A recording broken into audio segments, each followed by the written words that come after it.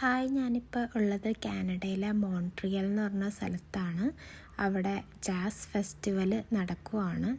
ലോകത്തെ ഏറ്റവും വലിയ ജാസ് ഫെസ്റ്റിവലാണ് ഇവിടെ നടക്കുന്നത്. ഇവിടെ പല കൺട്രീസിൽ നിന്നും ആർട്ടിസ്റ്റുകൾ വന്ന് പെർഫോം ചെയ്യും. പല varieties of music like electronic music, hip hop, Latin music, അങ്ങനെ വിവിധ തരം പെർഫോമൻസ് നടത്തും. ഇത് കംപ്ലീറ്റ്ലി ഫ്രീ ആയിട്ടുള്ളൊരു പരിപാടിയാണ്.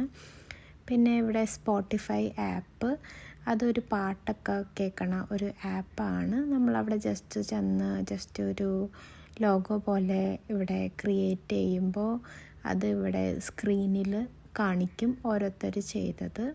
അപ്പോൾ അവരുടെ ബ്രാൻഡിനെ പ്രൊമോട്ട് ചെയ്യണത് ഒരു ബാഗ് തന്നിട്ടാണ്.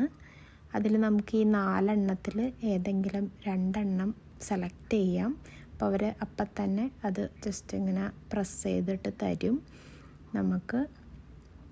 അതിൽ ഞാൻ സെലക്ട് ചെയ്തേക്കണത് ഈ 2 എണ്ണമാണ് സെലക്ട് ചെയ്തേക്കണത്. ഈ ജാസ് ഫെസ്റ്റിൻ്റെ ഇതും മോൺട്രിയൽ എന്നുള്ള ഈ സ്റ്റിക്കറുമാണ് സെലക്ട് ചെയ്തേക്കണത്. നടക്ക് സ്പോട്ടിഫൈയുടെ ലോഗോ.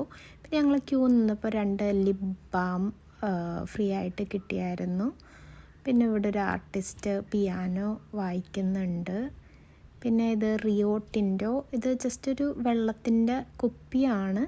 ഇത് നല്ല ഭംഗിയാണ് കാണാൻ, ആ കുപ്പി കാണാൻ നല്ല ഭംഗിയാണ്.